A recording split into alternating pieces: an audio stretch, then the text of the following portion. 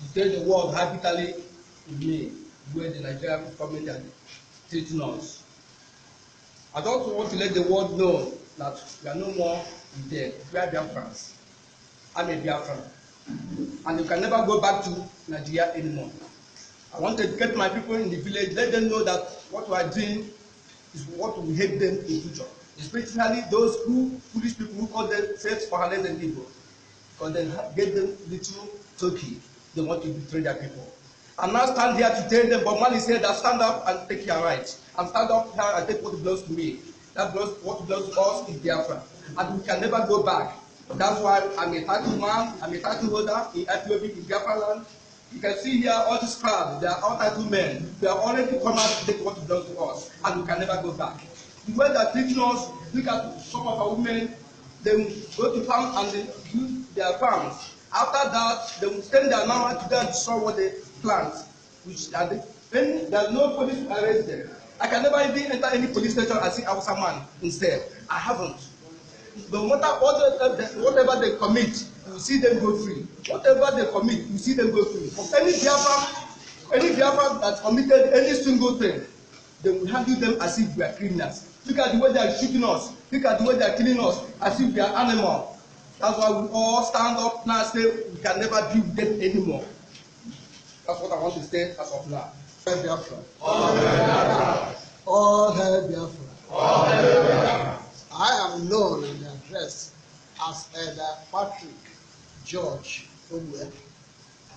I'm from Eka, Biafra land. I represent the people of Delta State.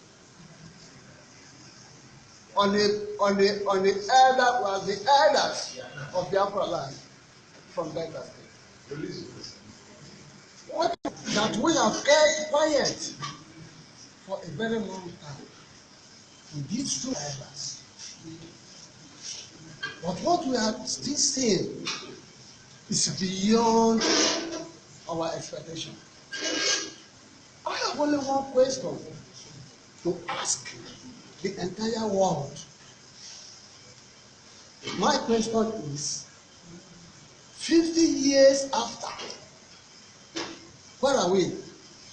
And what next? The killing of the people of Biafra that has lasted for more than 50 years now. What has been the end? What have the Nigerians achieved? Nigeria and their collaborators, the British government, have they been able to eliminate Biafra? Have they really conquered us? Biafrans, have they been wiped away from the surface of the earth? So whatever they are doing is a waste of time. They are wasting their resources.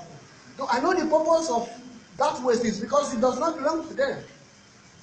If that oil, this money being wasted, is their sweat belongs to them, they could have not been wasting it that way. After 50 years of trying to eliminate a nation, and up till now you have not been able to eliminate that nation, what do you think you can still do? There is nothing the Nigerian government, if there is government there, can still do to eliminate Biafra. It is impossible. It is absolutely impossible. Nobody, no human being can be able to eliminate Biafra. Biafra is a choosing generation by the Almighty. I want to ask the so-called Nyawodo, who is parading himself as the chairman of Ohadense Igbo, and his recent collaborator, Professor Leo. What did Odimegwu Ojukwu and Gowon went to do in Abuja? What took Ojukwu and Gowon to Abuja, Ghana? Was the same problem that Nwodo is thinking that he and the Soludo could be able to solve. Who's Nwodo? Is Nwodo greater than Odimegwu Ojukwu? Is he greater than Chukwuma Nzogbo? That problem is still lingering, but it is the answer still remains that no human being on the surface of the earth can be able to destroy the Biafran. Thank you. Thank you.